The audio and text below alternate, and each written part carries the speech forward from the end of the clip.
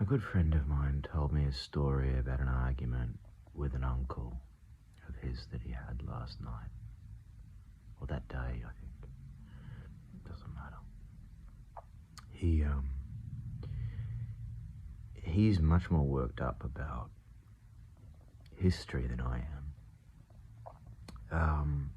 And he's got less security in society in terms of status and work.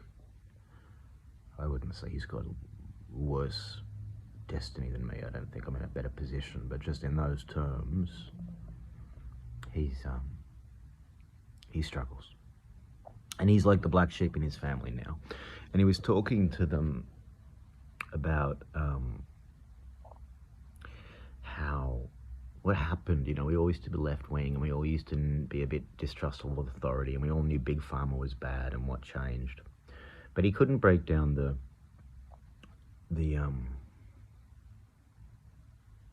othering, like no matter what he said, until he sort of pushed some fairly extreme trans example, probably, he couldn't get his uncle to even genuinely acknowledge any of his points. He was always just making the counterpoints.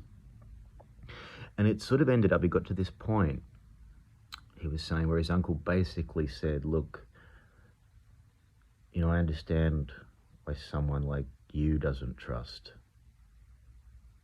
government and authority, systems. And I know there's some problems with them, but I'm not worried, he said. And the thing that gave me the shudders, and I think gets at the heart of the problem from my point of view, is that what he said next was that I'm more afraid of I'm less afraid of the government, and I'm more afraid of the crazy I might meet on the street. Right? And this is like really sensible on the surface, right? But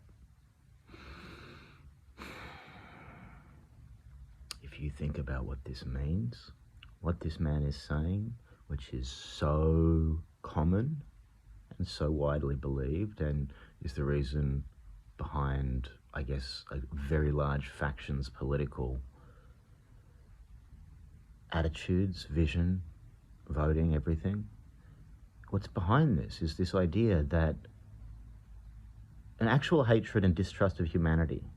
Like when it comes to the actual individual that might confront me, like I feel fear. But when I think of abstract authority, pure, and this is inhuman, this is just a pure abstraction. When I think of abstract authority, I'm good. I'm more scared of humanity than I am of pure power. And to my mind, this is existentially understandable, but a kind of insanity. I feel like it's going to lead us. I don't see how that can lead us anywhere good. It just seems to lead us to a future with more control over our lives and less trust, dignity, and freedom. And that's just to put it in the most restrained terms I can imagine. And it seems to me to indicate, broadly speaking, it's a kind of a collective insanity of the sort of tame mind.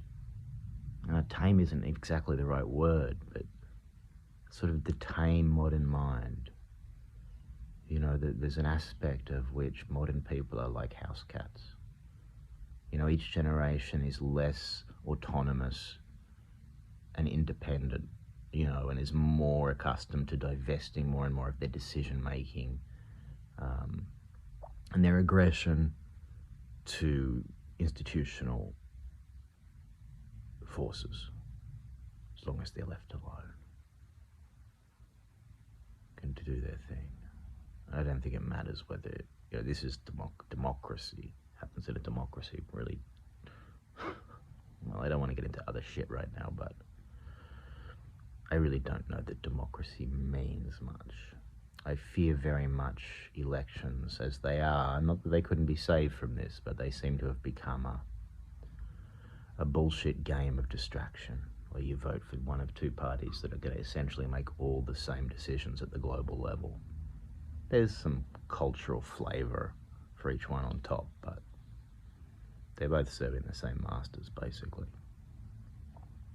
Anyway, it's as catastrophic as I'm going to get about it.